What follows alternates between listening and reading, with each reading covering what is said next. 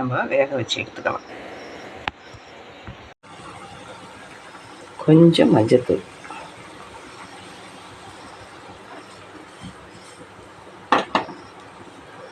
இப்போ நெல்லிக்காய் நம்ம ரெடி பண்ணிட்டோம். வேக வச்சு எடுத்துட்டோம். இப்போ வேக வச்சு எடுத்து இதை மாதிரி நம்ம அதை கட் பண்ணி எடுத்துக்கணும்.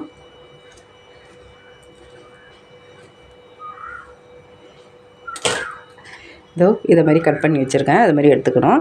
எடுத்துக்கிட்டு ஒரு துண்டு இஞ்சை சீவி வச்சுருக்கேன்.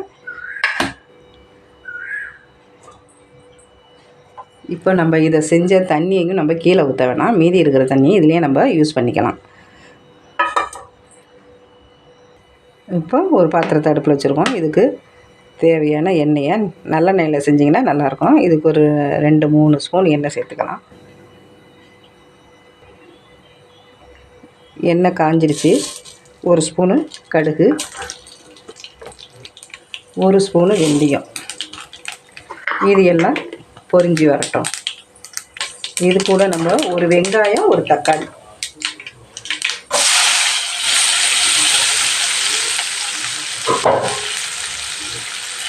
அதையும் சேர்த்துக்குவோம். இது நல்லா வதங்கி வரட்டும். இந்த வெங்காயம் தக்காளிக்கு தேவையான கொஞ்சம் உப்பையும் சேர்த்துக்கலாம். நம்ம உப்பு போட்டோம்னா கொஞ்சம் சீக்கிரமாக வதங்கும். அதனால் கொஞ்சோண்டு இதுக்கு தேவையான உப்பை சேர்த்துக்குவோம். இதில் 1/2 ஸ்பூனு வெந்தய பொடி,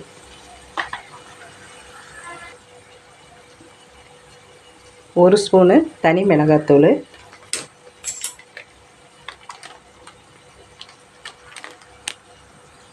1/2 ஸ்பூனு மிளகுத்தூள், 1/2 ஸ்பூன் அளவுக்கு ஜீரகம் போட்டுக்கலாம். ஜீரக பொடி இருந்தாலும் போட்டுக்கலாம், ஜீரகம் இருந்தாலும் சேர்த்துக்கலாம்.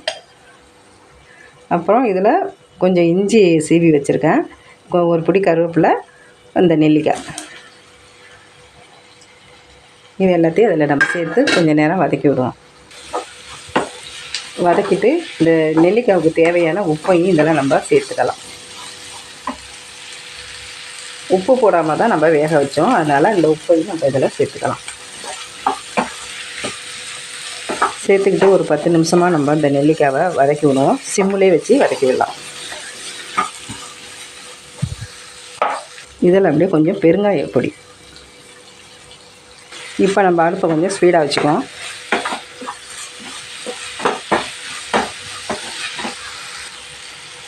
மீதி இருக்கிற இந்த தண்ணியையும் இதில் நம்ம சேர்த்துக்கலாம்.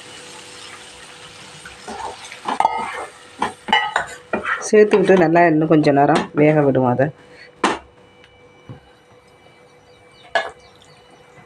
இப்போ திறந்து பார்க்கலாம். இப்போ ரெடி ஆகிடுச்சு. இதை நீங்கள் சாதத்துக்கு, தயிர் சாதத்துக்கு, சாம்பார் சாதத்துக்கு, ரசத்துக்கு எதுக்குமே வச்சு தொட்டு சாப்பிட்லாம். சூப்பராக இருக்கும். அவ்வளோதாங்க, நெல்லிக்காய் தொக்கு ரெடி ஆகிடுச்சு. அப்புறம் இதை இறக்குற நேரத்தில் லைட்டாக கொஞ்சமாக லெமன் புழிஞ்சு விட்டுக்கலாம். அரை முழுவி எடுத்து. இன்னும் நெல்லிக்காயும் புளிப்பாக இருக்கும், லெமனும் புளிப்பாக இருக்கும்னு பார்க்காதீங்க, நல்லாயிருக்கும். அந்த காரத்துக்கும் அதுக்கும் கலந்து சாப்பிட்டோம்னா சூப்பராக இருக்கும். இதை மாதிரி நீங்கள் ஒரு தடவை ட்ரை பண்ணி பாருங்கள். இந்த வீடியோ உங்களுக்கு பிடிச்சிருந்துச்சின்னா லைக் பண்ணுங்கள், ஷேர் பண்ணுங்கள், கமெண்ட் பண்ணுங்கள். மறக்காமல் சப்ஸ்கிரைப் பண்ணுங்கள். நன்றி, வணக்கம்.